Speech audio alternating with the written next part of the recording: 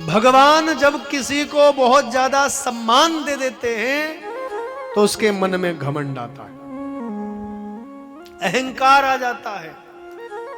बड़ अधिकार जब कोई पावा, अति अभिमान हृदय तव आवा। नहीं कोहु अस जन्मा जग माही, इस जगत में कोई ऐसा जन्मा ही नहीं है, नहीं कोहु अस जन मां जग माही। प्रभुता पाई जाई मद नाही। बहुत ज्यादा प्रभुता मिल जाए, सम्मान मिल जाए, और ऐसा कोई पैदा नहीं हुआ, प्रभुता मिल जाए, सम्मान मिल जाए और घमंड ना आए, ऐसा है कोई? देखो ये दो चीजें हैं, पद और मद। ये दोनों भाई भाई हैं, जुड़वा भाई। एक भाई का नाम है पद और दूसरे का नाम है, जोर से बोलना, मद। पद और मद ये दोनों साथ साथ चलते हैं। यदि पद आ गया किसी के पास तो मद ने आना ही आना है। एक के साथ दूसरा फ्री कहते हैं ना, एक के साथ दूसरा फ्री, तो पद आएगा तो मद ने भी आना ही आना है। तो ब्रह्मा जी को बहुत बड़ा सम्मान दे दिया, पद दे दिया, ब्रह्मा जी को घमंड हो गया। बहुत ध्यान से सुनना, बड़ा अद्भुत प्रसंग है। और भगवान विष्णु को कह रहे हैं, पितामहश्च जगता तब पितु वैष्णवस्तथा। पितामहश्च जगता तब पितु वैष्णवस्तथा। अहम पितामहश्च जगतः, मैं सारे जगत का पिता हूं, और उस नाते से मैं सारे जगत का पितामह। अहम पितामहश्च जगतः। पितामह किसे कहते हैं? दादा के लिए। पितामह का अर्थ होता है दादा। अहम पितामहश्च जगता तब पितु वैष्णवस्तथा। उस नाते से हे नारायण मैं तुम्हारा पिता हुआ। सारे जगत का तो दादा हूं और उस नाते से मैं तुम्हारा पिता हूं। देखो भगवान को कह रहा है, विष्णु को, कि मैं तुम्हारा पिता हूं, तुम मेरे बेटे हो। भगवान विष्णु बोले, देखो ब्रह्मा जी, पिता से ही पुत्र पैदा होता है। पहले मैं पैदा हुआ, फिर मेरे नाभि से कमल पैदा हुआ। भगवान को कहते हैं ना पद्मनाभ, पद्मनाभम। क्यों? हमारे भगवान है ना, कहाँ? केरल में है ना, पद्मनाभम। आहा, जय हो। दर्शनों की बड़ी इच्छा है, मेरी मैया की कृपा होगी तो होंगे दर्शन। पद्मनाभम भगवान केरल में है, बड़े प्रसिद्ध पद्मनाभम। तो भगवान का नाम है पद्मनाभम, पद्मनाभ। उनके नाभि से पद्म यानी कमल का पुष्प पैदा हुआ, और कमल के पुष्प के और फिर ब्रह्मा जी पैदा हुए। क्यों? पहले भगवान पैदा हुए, फिर नाभि से कमल पैदा हुआ, कमल के ऊपर ब्रह्मा जी पैदा हुए। तो ये ब्रह्मा जी, पिता पहले होता है पैदा और पुत्र बाद में होता है। इसलिए पिता हम हैं, पुत्र तुम हो। लेकिन ब्रह्मा मानने को तैयार नहीं। अब दोनों में विवाद हो गया। देखो भैया, आज झगड़ा इसी बात का तो है। एक कहता है मैं बड़ा हूं, दूसरा कहता है मैं बड़ा हूं। क्यों? कलयुग में यही तो हो रहा है। आज कोई छोटा नहीं बनना चाहता, सब बड़े बनना चाहते हैं। हम बड़े हैं, हम बड़े हैं, हम बड़े हैं। क्यों? क्षमा करो छत्तीसगढ़िया लोगों, भैया सब बड़ा बनना चाहते हैं। आज पैसों में मैं बड़ा हूं, मान सम्मान में मैं बड़ा हूं, धन वैभव में मैं बड़ा हूं, पद प्रतिष्ठाओं में मैं बड़ा हूं। कोई छोटा बनना ही नहीं चाहता, सब बड़ा बनना चाहते हैं। आज बड़ा बनने की सब में एक रेस लगी हुई है, एक होड़ मचा हुआ है। एक कहता है मैं बड़ा हूं, दूसरा कहता है मैं। और जब टकरते हैं ना आपस में, तब झगड़ा शुरू होता है। क्योंकि छोटा तो कोई बनना चाहता ही नहीं है, सब बड़ा बनना चाहते हैं। तो सब बड़े बनेंगे तो भैया सब टकराएंगे, और सब टकराएंगे तो झगड़ा शुरू होगा, युद्ध शुरू होगा। अब कल्पना करो, ब्रह्मा जैसी शक्ति और नारायण जैसी शक्ति दोनों आपस में टकरा रही है। एक कहता है मैं बड़ा हूं, दूसरा कहता है मैं बड़ा। जब दोनों के बीच झगड़ा शुरू हुआ, शिव महापुराण में लिखा हुआ है कि दोनों देवताओं का युद्ध देखने के लिए सब देवता आकाश मंडल में खड़े हो गए।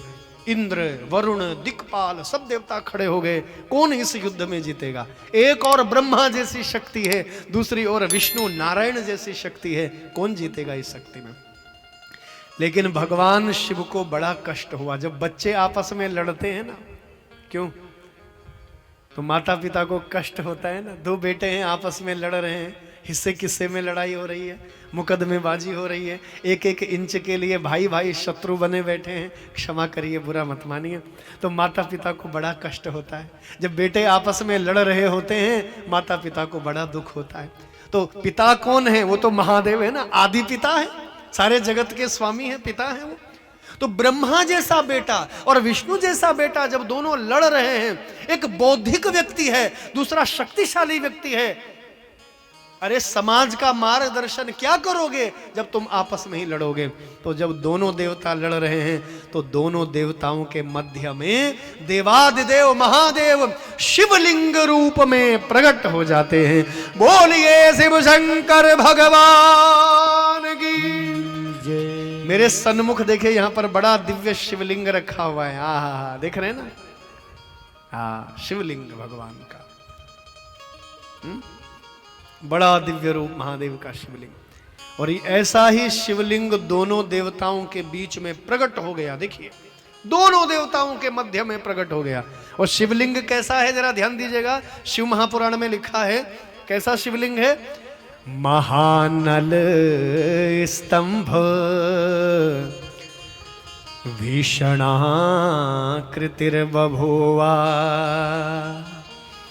महानल स्तंभं भीषणाकृतिर्बभूवा।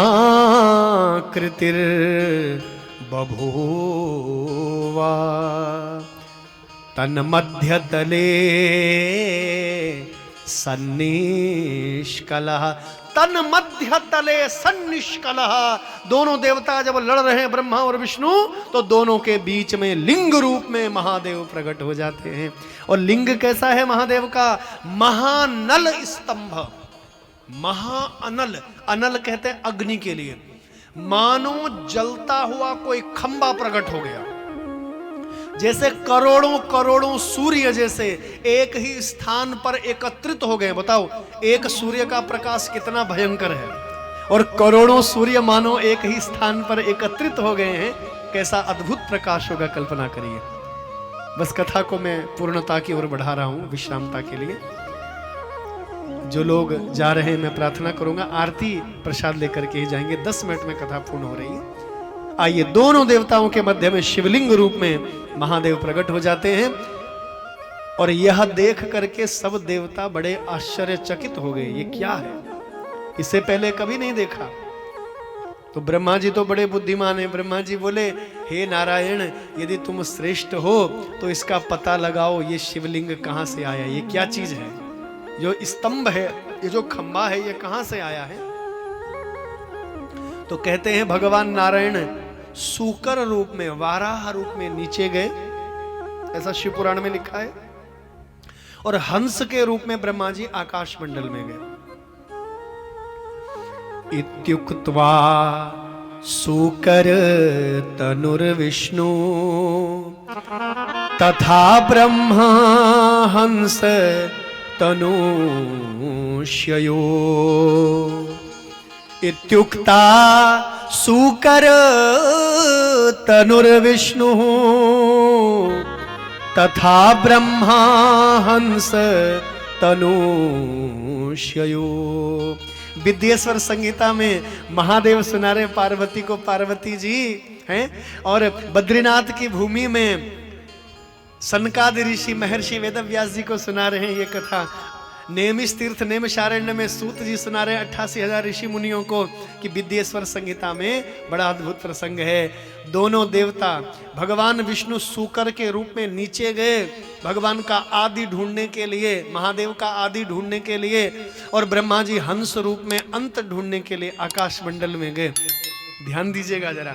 अब शिव तत्व को कौन पा सकता है? हम लोग कहते हैं हमें शिव चाहिए, हमें शिव मिलने चाहिए, तो कैसे मिलेंगे? बिना श्रद्धा के, बिना भक्ति के, बिना प्रेम के कैसे कैसे कैसे महादेव मिलेंगे? वो कल्याण तत्व कैसे मिलेगा? जरा कल्पना करो। शिव तब मिलेगा जब आपके हृदय में अपार श्रद्धा होगी, त्याग होगा, तप होगा, तब महादेव मिलेंगे।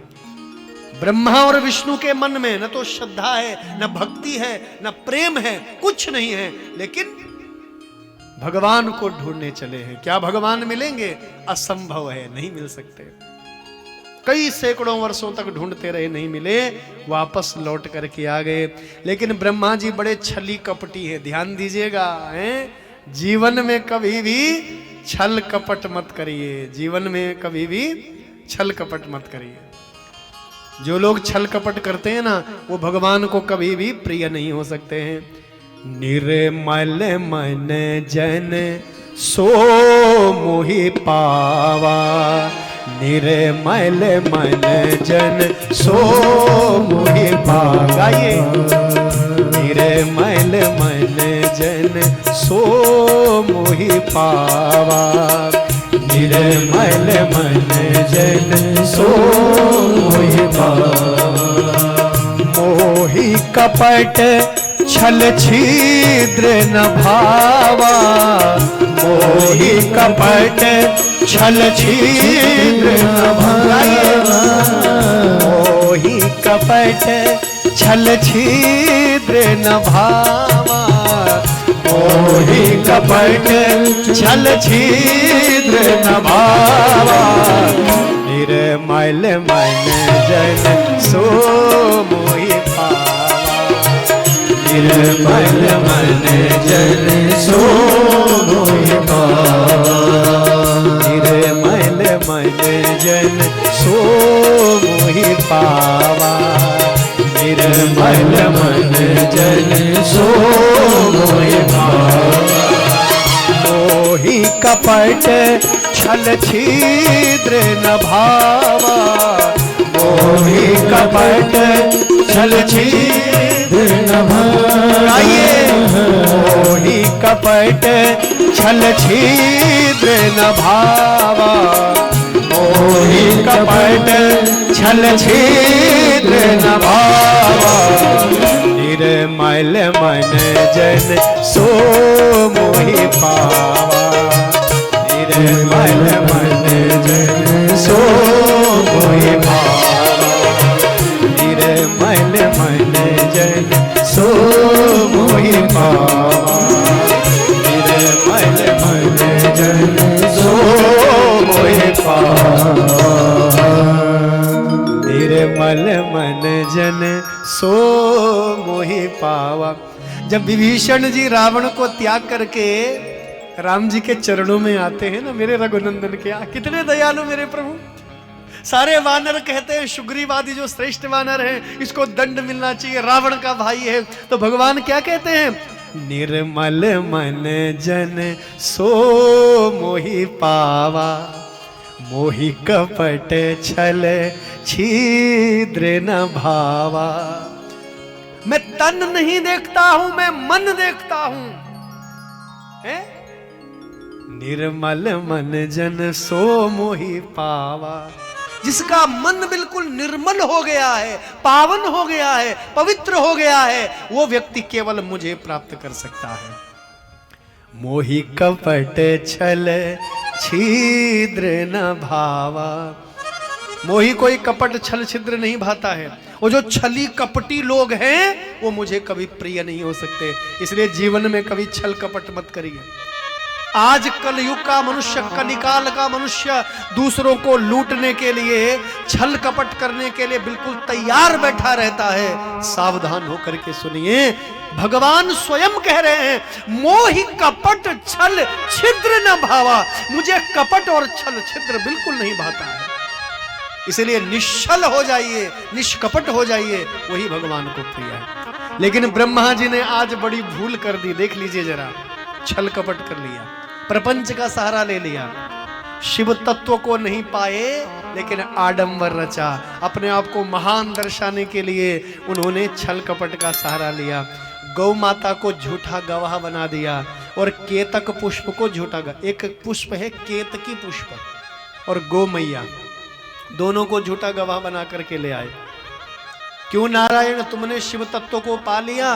भगवान नारायण बोले ब्रह्मा जी क्षमा करो, मैं पता नहीं लगा पाया, इस शिवलिंग का पता नहीं लगा पाया, ये क्या है, कहां से आया है? ब्रह्मा जी क्या तुमने पता लगा लिया? बोले हाँ मैंने पता लगा लिया। ध्यान दीजिएगा, विश्व ब्रह्मांड की पहली कथा, इस ब्रह्मांड का सृष्टि का सबसे बौद्धिक व्यक्ति, सबसे समझदार पढ़ा लिखा व्यक्ति, लेकिन आज छल कपट का सहारा ले रहा है अपने आप को श्रेष्ठ दर्शाने के लिए। कभी कभी बहुत बुद्धिमान होना भी खतरे से खाली नहीं है, समझना जरा। जो स्वयं को बहुत चंट और चालाक समझते हैं ना, कभी कभी ऐसे गड्ढे में गिरते हैं, खड़ा नहीं हो पाते हैं फिर वो। तो हद से भी ज्यादा चालाक मत बनिए, धीर गंभीर रहना चाहिए, हैं? कई लोगों को देखा होगा इतना समझदार स्वयं को मानते हैं, इतना चालाक मानते हैं कि भाई हमसे बड़ा कोई दूसरा है ही नहीं है, हैं? इतनी चालाकी लोगों में है। क्षमा करिए, छल कपट का सहारा लिया ब्रह्मा जी ने। बोले हाँ मैंने इस शिवलिंग का पता लगा लिया। देखो ये जो गौ मैया है, ये दूध के द्वारा अभिषेक करवा रही थी। ये जो केतक पुष्प है, ये महादेव के शिवलिंग के ऊपर अर्पित था, महादेव के ऊपर चढ़ा हुआ था। तो जैसे ब्रह्मा जी ने असत्य कहा, गौ माता ने भी अपना मुंह हिलाया, सावधान। गौ माता ने भी ब्रह्मा का साथ दिया, केतक पुष्प ने भी साथ दिया। जब सब लोग असत्य का, अधर्म का, अन्याय का, झूठ और कपट का साथ दे रहे हैं, तो तुरंत उस सभा के मध्य में महादेव भैरव रूप में प्रकट हो जाते हैं। बोलिए भैरव भगवान की। दंड देने का अधिकार भैरव भगवान को है। आप महाकाल की भूमि में जाइए, काल भैरव वहां के स्वामी हैं। यदि कोई अपराध करता है ना उज्जैन की भूमि में, महाकाल की भूमि में, तो काल भैरव उसको दंड देते हैं। काल भैरव की भूमि है वो। तो भैरव भगवान क्या है? वो दंड, उनके हाथ में दंड रहता है। महादेव ने कहा है उनको, जो अपराधी होगा, जो छल प्रपंच करेगा, उसको दंड देने का अधिकार तुम्हारा है। तो भैरव भगवान आए और जिस मुख से ब्रह्मा ने असत्य कहा, उस मुख को काट दिया। पहले ब्रह्मा जी के 5 मुख थे, ऐसा शिव पुराण में लिखा है, और फिर बाद में 4 मुख रह गए। एक मुख भैरव भगवान ने काट दिया।